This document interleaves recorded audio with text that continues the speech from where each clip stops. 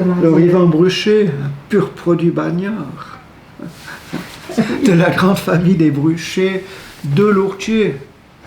Et puis je suis né à Chansec, hein. il y a déjà 60 ans, ça va très vite.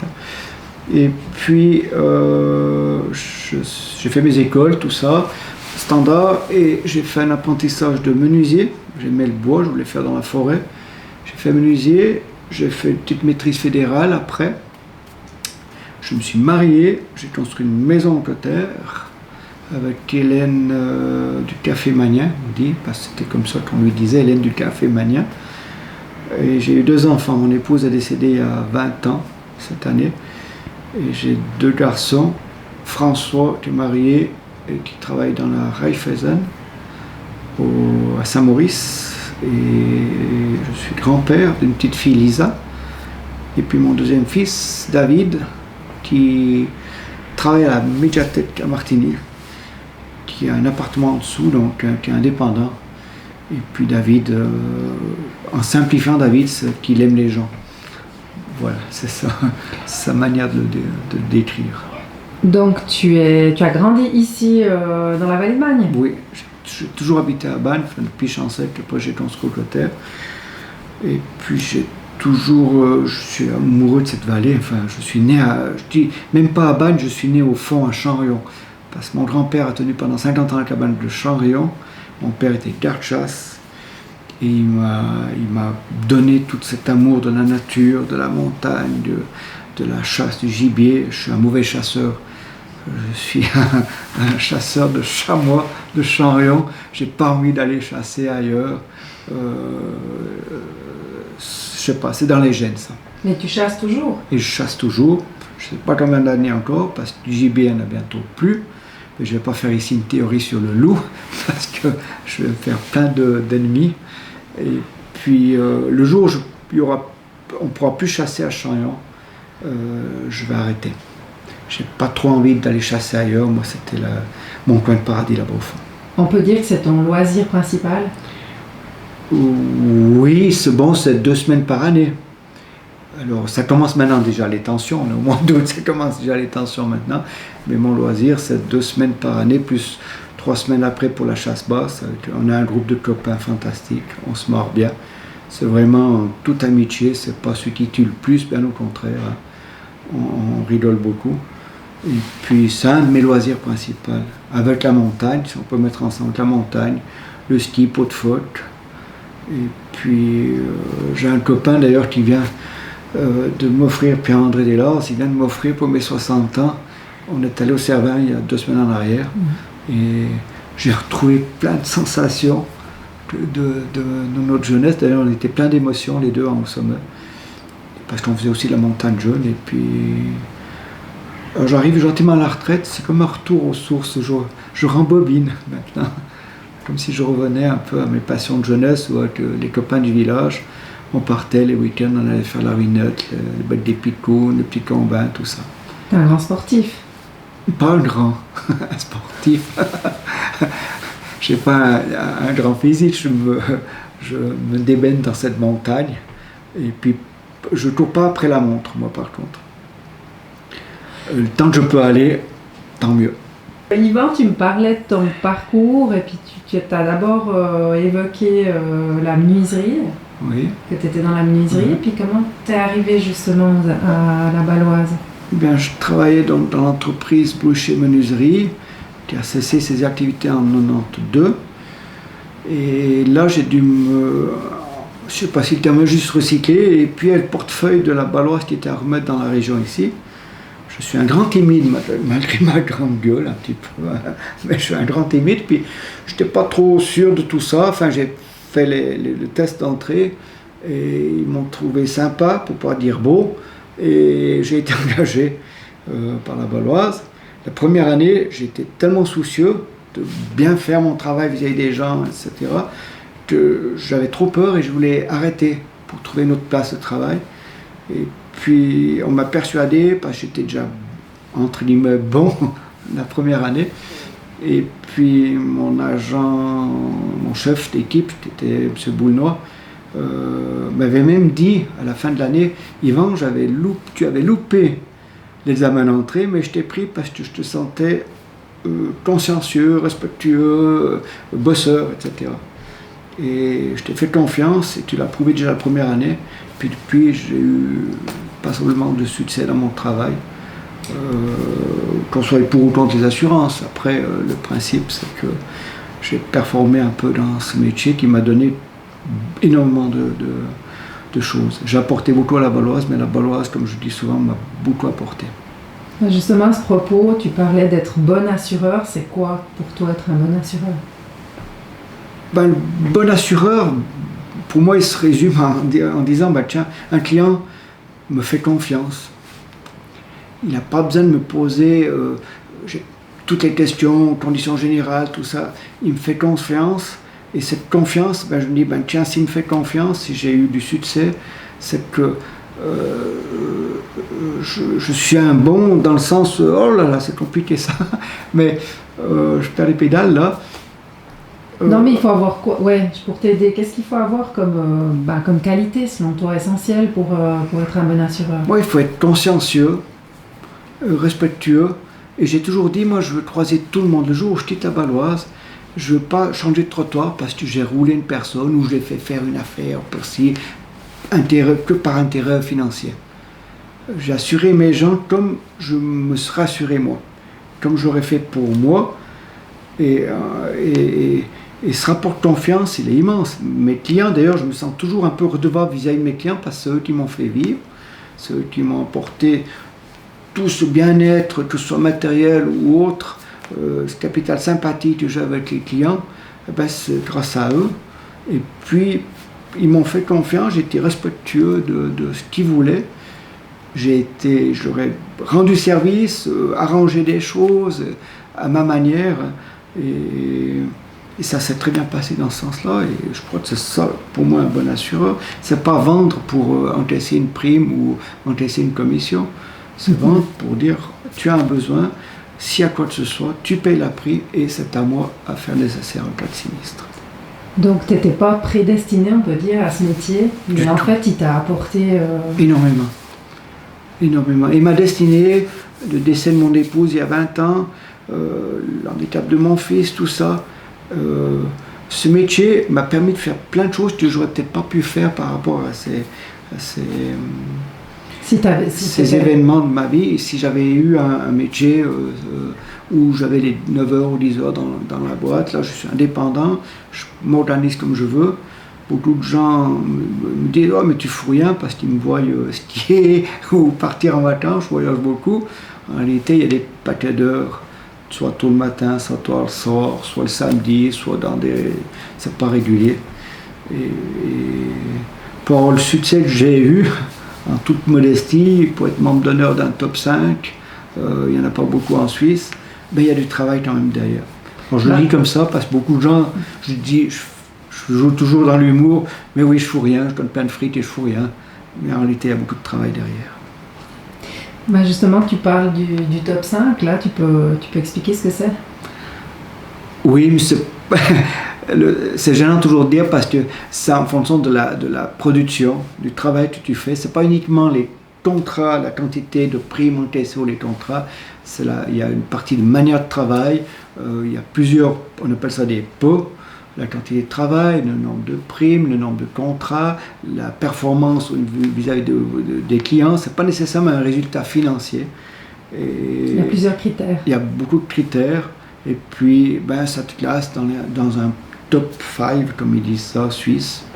Et puis j'en ai fait des paquets, ils m'ont beaucoup remercié pour ça, ils sont sympas. Et après tant de top 5, on est membre d'honneur suisse de cette congrégation. Puis tes clients, ils savent que tu fais partie du top 5? Une partie, ils savent parce que je suis un grand vantard, c'est tout. Non, l'autre partie n'a pas à savoir finalement. Ils vont le savoir, ceux qui regardent cette vidéo. Mais finalement, c'est un peu un côté chasseur de primes et c'est pas ça pour moi. Mais c'est quand même une reconnaissance. Mais c'est une reconnaissance. Moi, je le prends plus comme une reconnaissance de mon travail en général. C'est-à-dire que j'ai un immense portefeuille, j'ai un petit portefeuille au départ, j'ai décuplé, j'ai énormément progressé ce portefeuille. Comment tu as fait? Mais j'ai travaillé, c'est tout. Il y a énormément de travail là derrière. Les gens ne se rendent pas compte, comme je disais tout à l'heure, mais il y a un sacré boulot. Puis il y a un feeling, il y a peut-être un sens. Maintenant, je vais lâcher ça à Émilie Vaudan, qui va reprendre tout ça. Elle est performante, je pense au niveau connaissance, tout ça, c'est tout nickel. Après, ce sera le feeling de la personne, finalement. Je disais souvent, les gens ne s'assurent pas avec la Baloise Assurance, ils s'assurent avec Yvan Bruchet. J'espère que les gens vont continuer de s'assurer avec Émilie Vaudan, que ce soit Baloise ou autre, telle autre compagnie. Pour moi, je crois qu'il n'y a pas de mauvaise compagnie. Il peut y avoir des mauvais agents ou dans ce sens-là. C'est plus on se réfère plutôt à son agent. Comme on dit, on va chez son dentiste, on va chez son avocat, on va chez son agent d'assurance. À Émilie Vaudan, tu lui donnerais quoi comme conseil pour qu'elle puisse bien entamer son nouveau défi professionnel? D'être sincère, en tout cas. D'être... je cherche le terme, je n'arrive pas à le trouver, je vais le trouver, je vous le dirai plus tard. Il faut être travailleuse, authentique, sincère. Ça ne sert à rien de dire des mensonges ou de rouler, etc. On vit dans une société, ici, c'est pas comme en ville, hein, tout le monde vous connaît. Quand on fait des performances, tout le monde le dit, le sait. Et quand on fait une connerie, tout le monde le dit, le sait, mais alors il faut remonter la connerie après. Donc il ne faut pas vendre pour vendre, il ne faut pas faire des conneries pour dire tiens, j'ai fait cette affaire, c'est bon. Il faut acquérir la confiance du client. J'espère qu'ils l'ont, je pense que mes clients l'ont eu, hein, et ils me faisaient confiance, et c'est ce que je lui souhaite. Donc il faut qu'elle continue dans ce genre-là. La société, elle change, hein. Maintenant c'est à la performance, c'est à la croissance. On oublie l'humain là derrière, un jour ça va revenir, je pense. Et tout faire par mail, par internet, par des baloises directes, ça, on oublie qu'il y a une personne entre deux, et puis la relation, pour moi, elle va toujours rester. On peut faire des produits sur internet, oui, mais il y aura toujours la personne qui ne connaîtra pas le produit, qui va te poser une question. Ben, c'est cette relation qu'il faut avoir. Tu penses que si tu avais travaillé dans une autre région, disons en plaine ou dans une ville, ça aurait été pareil pour toi? J'ai eu travaillé au début, j'ai fait quelques contrats sur Genève, parce que je n'avais pas de relation sur place. Et au début, je descendais de temps en temps sur Genève pour faire quelques affaires. Et puis, je descendais pour des affaires quand même importantes. Et les gens étaient étonnés de ma manière de travailler. Une manière en ville n'est pas du tout la même manière qu'en campagne, dans les villages. Et ma personnalité, elle ne changeait pas parce que j'étais en ville. Et ils étaient étonnés parce que on cherche une référence, un contact. Tu es la famille à qui, le cousin à qui, t'as où les vaches, etc. Et on cherche un lien pour être beaucoup plus proche avec nos clients. Qui en ville, finalement, entre guillemets, ils s'en foutent. Et quand j'allais sur Genève, je cherchais une référence un peu par rapport au Valais, et les gens appréciaient ça. Et puis ils appréciaient surtout la sincérité. Et puis le retour après, la disponibilité. Je dis souvent, mes clients, dans sa généralité, je les ai gâtés, je les ai beaucoup chouchoutés, j'ai fait de mon mieux. Peut-être j'aurais pu faire mieux encore, je pense, sans doute. Et il y aura toujours des clients mécontents parce qu'il y a tel et tel sinistre qui n'ont pas été payés, ou une plainte parce qu'ils recevaient trop de courriers, ou ci ou ça. Ça, dans toute la société, il y aura toujours des pour et contre. Et puis je dis souvent, je ne sauverai pas le monde. Et puis le monde, il est tel qu'il est, quoi. Tes clients, ils sont essentiellement ici dans le Val-de-Bagne? La majorité, c'est Bagne. J'ai quelques références en plaine, par relation, par bagou. Mais ma clientèle générale est ici entreprise et clients privés. Je travaille très peu Verbier. Pourtant, on a une des plus belles stations du monde. Mais je crois que je reste bagnard de la vallée. Je ne suis pas un bagnard de Verbier. Il me manquait ce côté trop finance ou autrement sur Verbier, que j'ai pas voulu développer d'ailleurs. J'avais peut-être assez ici, je préférais chouchouter des gens du coin que d'aller discuter avec des fiduciaires ou des étrangers, entre guillemets, sur Verbier. C'est dans ma mentalité, c'est tout. Comment tu le définis, le Val-de-Bagne et le Bagnard? Le Bagnard, c'est très bon. Ça chauffe l'hiver, le Bagnard. Mais moi, je pense qu'il faut le connaître, le Bagnard. On est comme dans toutes ces vallées. Quand on voit quelqu'un, on essaie de l'identifier un petit peu, de trouver un rapprochement, un rapport avec la personne. Dès qu'on a trouvé le feeling, que ce soit un lien de parenté, un lien de travail ou autre, ça se passe très bien et le cœur est ouvert. Et il chauffe comme un Bagnard à ce moment-là. Mais on a la chance, comme dans toutes ces vallées, on vit dans une vallée merveilleuse. Tout le monde a pratiquement une maison, un jardin, un maillan, etc. On est les 5% de la population mondiale, on a tout. On arrive quand même à se plaindre toujours, mais ça c'est l'être humain qui est comme ça. Et je ne pourrais pas habiter ailleurs, je crois. À part dans une autre vallée, j'aime bien le Val d'Airain, le Val d'Anivier. C'est un peu dans les mêmes mentalités. Il n'y a que le patois qui change, mais le reste, c'est les mêmes mentalités. Et j'aime ça. Pourtant, je voyage beaucoup, j'ai de la chance, je voyage beaucoup. Mais mes racines, je les ai vraiment ici, à Champrion. En plus de ça. Si on suit bien ce que tu dis, c'est beaucoup quand même la personnalité qui fait que tu peux entrer en contact avec mes clients. Avec les clients. Avec les gens, ouais. Oui, je crois que la simplicité. J'ai un physique et puis un faciès peut-être assez fermé comme ça. Les gens en tout cas, pour ceux qui ne me connaissaient pas avant, bon, sans doute, ouais, il est sérieux, plus ça, enfin veuf, etc. Tout ça. Et quand on connaît les gens, il faut les creuser un petit peu. Et c'est là que je ressens, à l'inverse, les gens pour moi, pour les autres et vis-à-vis de moi, de dire mais ouais, on ne me connaissait pas comme ça.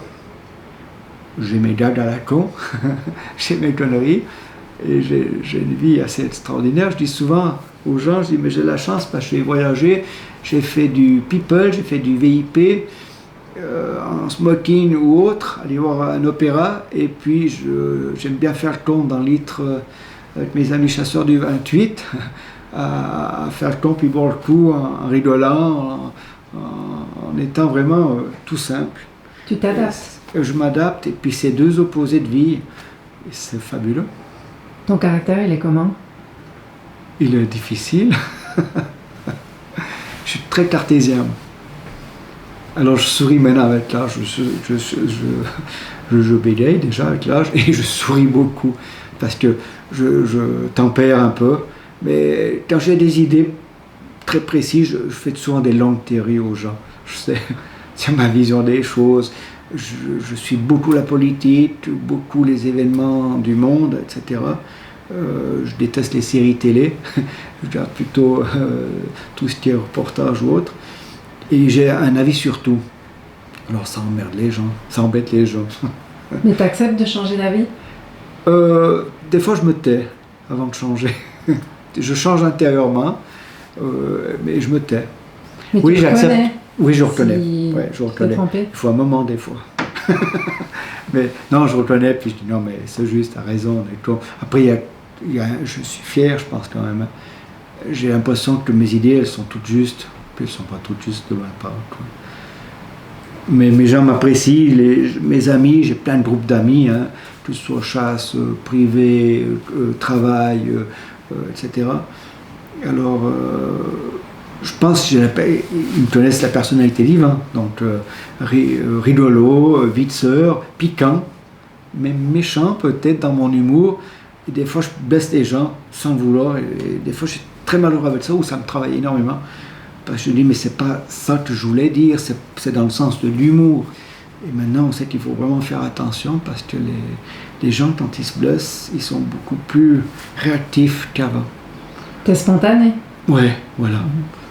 Mais ça va des fois loin dans ma spontanéité, souvent avec l'humour, et puis des fois ça peut passer mal, et je m'excuse par la suite, et puis voilà, c'est pas grave. Quoi. Ton plus beau souvenir professionnel? Professionnel, il y en a beaucoup. c'est pas la récompense d'un top 5 ou des choses ça. Je crois que c'est mon parcours. Bon, j'en ai pas. J'ai fait 30 ans baloise. J'ai fait mon chef boulnois, quand il m'avait engagé, il m'a dit tu verras, les 10 premières années, c'est pas facile. Après les 10, tu travailles à fond quand même. Hein. Et puis les 10 dernières, le terme ne sera pas juste, mais tu jouis de tes 20 années avant, sur les 30 ans en gros, c'est ça. Et puis je ressens vraiment ça. J'ai pas vu passer 30 ans. Et j'ai travaillé beaucoup, mais toujours, j'ai pas senti cette pression du travail, de me lever à 7 heures pour aller au boulot à 7h30, de finir à midi, 1h, 5h, mes 5 semaines de congé. J'ai pas du tout senti ça. J'ai toujours travaillé comme un indépendant. J'ai pas eu d'horaire et j'ai pas un souvenir spécial de mes 30 ans par rapport à ça. Je dirais juste, quand j'ai fait mes 25 ans, on avait invité plein de copains de Baloise et je répète ce que j'avais dit au début, j'ai apporté beaucoup à la Baloise, mais la Baloise m'a beaucoup apporté, développement personnel, culture générale, etc. Alors c'est un ensemble finalement, j'ai pas de souvenir particulier exceptionnel. Qu'est-ce que tu souhaites à Émilie, maintenant que tu vas partir bientôt à la retraite? Oui. Le succès, on dit tous ça. Moi, je souhaite surtout c'est qu'elle se réalise dans ce travail. Elle dit, mais j'ai du plaisir. C'est vrai que des fois, des rendez-vous, c'est embêtant d'aller, c'est un peu, il n'y a pas l'affinité avec la personne, ou etc. Mais dans l'ensemble, ce qui est bien, c'est quand tu rentres le soir après le travail ou dans la journée, c'est pas la signature d'un contrat qui te réjouisse, mais tu seras bien toi-même. Voilà, tu as l'impression d'avoir rendu service tout en faisant ton travail. J'écarte l'aspect financier ou l'aspect prime ou autre. Je dis voilà, il y a une satisfaction, j'ai fait mon travail comme il faut. Et si elle a du plaisir avec ça, il y a un challenge aussi de faire des affaires. Si on parle plutôt d'entreprise, tiens, c'est moi qui ai fait ce contrat, c'est moi qui ai eu la signature, etc.